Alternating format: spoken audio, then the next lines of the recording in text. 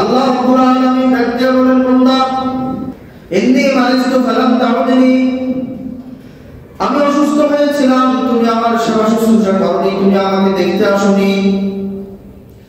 বান্দা বলবে, ইয়া রাব্বি কাইফা আউযুকা ওয়া আনতা রাব্বুল আলামিন, আপনি রব্বুল আলামিন, আমি আপনার অসুস্থ হবেন আবার আমি আপনাকে দেখতে যাব, এটা কিভাবে সম্ভব? আল্লাহ পাক ডাক দিয়া বলবেন, আমা আলিমতা,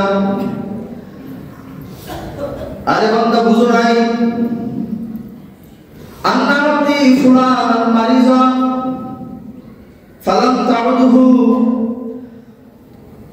তোমার পাশেই, তোমার গ্রামে, তোমার ঘরের পাশে, তোমার প্রতিবেশী আমার বান্দা অসুস্থ হয়েছিল, তুমি তাকে দেখতে যাওনি।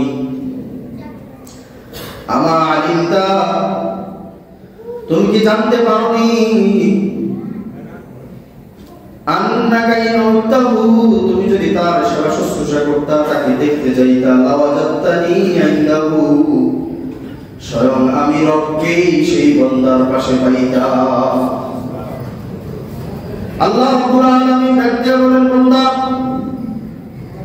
ইসতাতা'তু ফালাম তুতি'নি,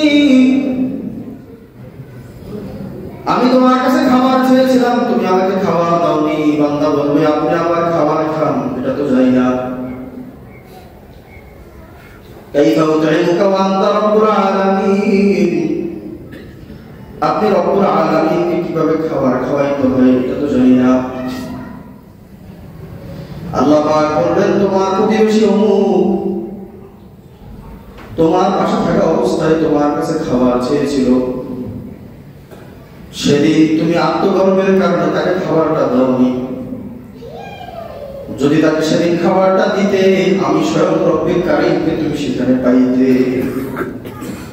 আল্লাহ বলবেন, ইন্নী ইস্তাসকাইতু, আমি তোমার কাছে পানি চেয়েছিলাম, আমি অনেক পিপাসার্থ হয়ে তোমার কাছে পানি চেয়েছিলাম, ফালাম তাসকিনি, তুমি আমাকে পানি পান করাওনি। বান্দা বলবে, আপনি রব্বুল আলামিন, আপনাকে কিভাবে পানি পান করাবো? আল্লাহ বলবেন, আমার অমুক বান্দা অনেক গর্বান্বিত হয়ে, পিপাসার্থ হয়ে তোমার কাছে পানি চেয়েছিল, সেদিন তোমার কাছে পানি থাকা সত্ত্বেও তুমি দাওনি। সেদিন যদি তাকে পানি দিতা, স্বয়ং আমি রব্বুল কারীমকে তুমি সেখানে পাইতা। হাদিস দ্বারা স্পষ্ট হয়, আল্লাহ বলেন, মান যাল্লাযী ইউকরিদুল্লাহ কারদান হাসানা, কে আছে এমন যে আল্লাহকে কর্জে হাসানা দিবা? উদ্দেশ্য হলো আল্লাহর কর্জে হাসানা লাগে না। যদি আল্লাহ সৃষ্টির নিজামে আল্লাহ পরীক্ষা স্বরূপ যাকে দরিদ্র বানিয়েছে, আল্লাহ পরীক্ষা স্বরূপ যাকে গাছতলায় বাসতলায় রেখেছে, সেই যদি কখনো তোমার ধারস্থ হয়, করজের জন্য আসে, তাকে করজ দিলেই আমার রবকে সরাসরি করজ দেওয়া হবে।